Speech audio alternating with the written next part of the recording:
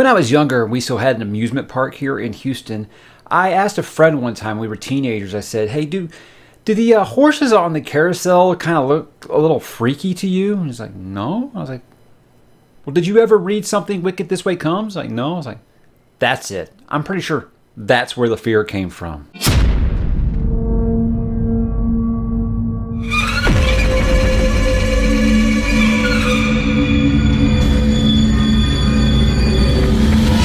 Hey, what's up, bookworms and children of all ages, and welcome to Cooger and Dark's Pandemonium Shadow Show, as today we are going to be reviewing 1962's Something Wicked This Way Comes by the late, great Ray Bradbury. Guys, I read this book when I was a teenager, and I was really a teenager, I was a preteen, really, and it just kind of stuck with me through all my years as a teenager. It's just something that was a little disturbing to me, and I didn't really ever relate why. And now that I read it again as an adult, I think I can actually grab a hold of why this story has stuck with me for so many years. Look, this has been very, very influential to the horror genre. Stephen King, Neil Gaiman, God, who else was it? There was someone else I saw recently that really, really listed this as one of their influences of the stuff that they wrote. And I think it's R.L. Stine. I never read R.L. Stine, but I always knew he did those Goosebump books. He always said that this was the book that influenced him to write the Goosebump story. So I don't really know how that really actually connects with all this. If you watched my my announcement video, I will not be covering Goosebumps or you know, things like that on the show. But I have nothing against that, guys. I always say, as long as people are reading, I could care less what it is. But obviously, we are kicking off Fright Fest with a great, great, legendary, iconic horror story. And I'm going to get into a little bit of why this really clicked with me. It takes place in the fictional town of Greentown, Illinois. And I think that some have speculated that Greentown, Illinois is where Stephen King based Castle Rock, Maine off of. And you know, I've talked numerous times in my King videos about how much I love the coming of age story and how well King does that. And I really feel like this, I can see why he lists this as an influence, because a lot of his coming of age stories, like in It, really you could see getting some of that influence from this story. I saw the movie in 1983 when it first came to the Disney Channel. The Disney Channel was brand new back then. And my folks were like, okay, well, it's on Disney Channel, it can't be that bad. And it frightened the hell out of me, right? So when I read the book as a preteen, like I said, and it scared the hell out of me too. So how did it do as an adult? Well, let's talk about it. And that begins by getting into what is it about. Now, Something Wicked This Way Comes is for those who still dream and remember. For those yet to experience the hypnotic power of its dark poetry, step inside. The show is about to begin. Cooger and Dark's Pandemonium Shadow Show has come to Greentown, Illinois to destroy every life touched by a strange and sinister mystery. The carnival rolls in sometime after midnight, ushering in Halloween a week early. A calliope's shrill siren song beckons to all with a seductive promise of dreams and youth regained. Two boys will discover the secret of its smoke, mazes, and mirrors. Two friends who will soon know all too well the heavy cost of wishes and the stuff of nightmares. Every bit the horror coming-of-age story that I've grown so fond of reading Mr. King over the years. But let's talk about why this one is actually good or bad. I like to start with the good first. The good, obviously here, the big one for me with this, and I noticed this even more reading it at this age than I did as a preteen, is the prose. I don't talk a ton about prose on here because I feel like a lot of people will give a writer a pass because their prose is good when their story is not. That's not the case here, but I have to really give a shout out to Mr. Bradbury's writing style because it is absolutely gorgeous. I really feel like it was the Thomas Wolfe of the last 100 years. I really feel like he was something special, and it shows in this book with how well he can write something that is absolutely mortifying, but absolutely just like beautiful with his words. There's a part where he's just like describing the smile or the teeth of the smile of someone really just with a really wicked smile, and it's just like, wow, that's actually beautiful, and at the same time, it's absolutely terrifying. So really, I don't want to give away any quotes or anything because I feel like that really will spoil some parts of this if you haven't read it. But just know that I think that his writing style is it's as beautiful as it is terrifying, like I said, in this book. And I think that was just a little different to me because, I've read lots of horror books and I've never just felt like, wow, that was beautifully written as much as I do with this. I've said that there are some Stephen King stories where I felt like what he wrote was absolutely gorgeous, but those weren't really his horrific ones. I said that recently when I did the Body, and that isn't exactly what you would call a horror story. But I really feel like that is what sets this book apart from a lot of the other horror that I've read, as well as its villain. Mr.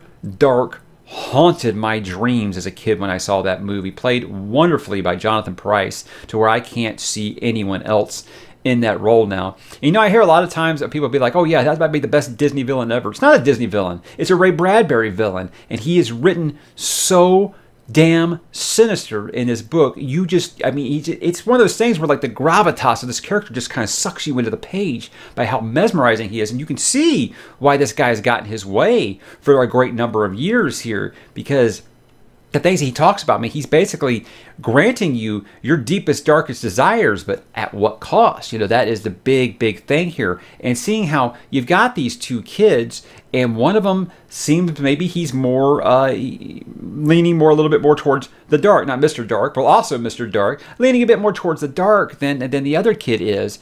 And you start to see like that kind of like that strain on their friendship, and that is where the whole coming of age thing comes in here. These are two young kids, best of friends, Will and Jim, fantastic characters, but Jim is a little more interested in what Mr. Dark's selling, whereas Will's like, we got to go to our parents, we got to fix this, we got to resist, we got to do all this stuff.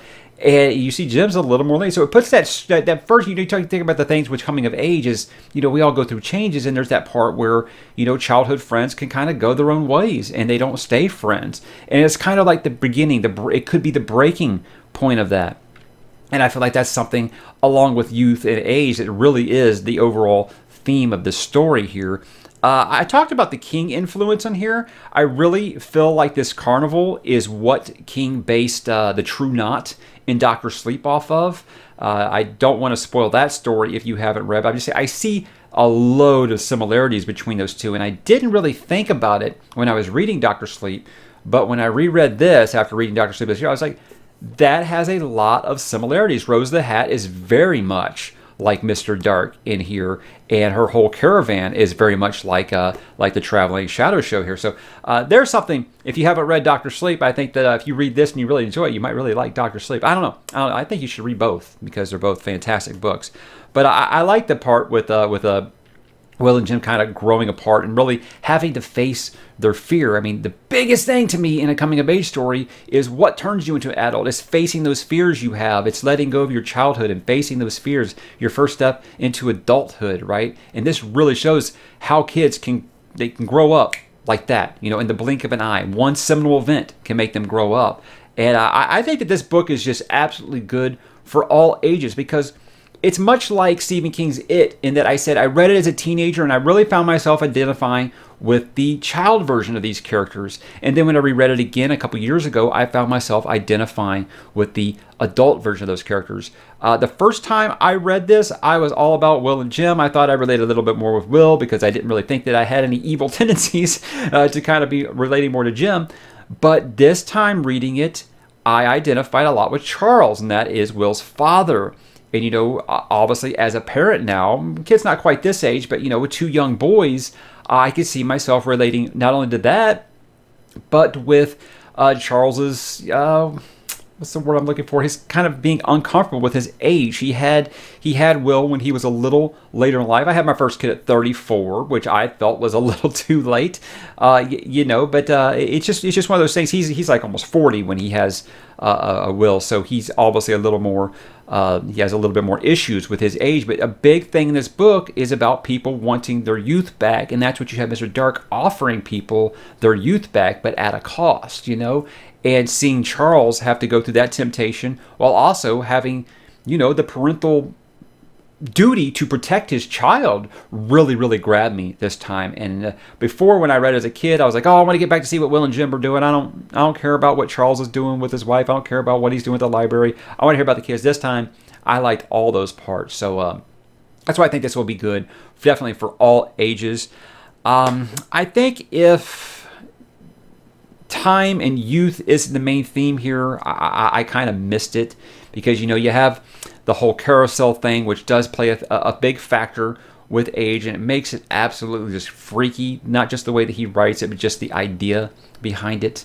Again, I don't want to give too much away. I feel like almost everyone at this point knows kind of what the deal is here, but I don't want to spoil it, because look, I'm going to recommend a lot of the books this month that I'm going to cover. I'm going to recommend that you guys read them. This is one of the higher ones, because there are so many things I want to talk to you about. So I don't want to give away anything, even if it's something you feel like, oh, that's just straight so much into pop culture now that everyone knows about it. But just know that the carousel, you will never look at a carousel the same way after reading this. Now, is there any bad in this book? Of course, there's bad in every book. I even have bad things in Dune, which I absolutely adore, guys. I think that some might not be down with his writing style. I'm going to say this about any book that is older than 50 years. It's going to be tough for some modern readers to grasp. I don't think this is like a Lovecraft or a Blackwood or a Mary Shelley or a Bram Stoker kind of thing, where it's that kind of writing. I just mean the way that he writes might not be, if you're a horror veteran, you might not be used to this kind, because I have no other way to put this, but it's almost kind of like an optimistic horror, because you're seeing it through the eyes of these children. So it's never just like, oh my God, I got goose flesh, I'm terrified kind of way. It's kind of an innocent approach to it.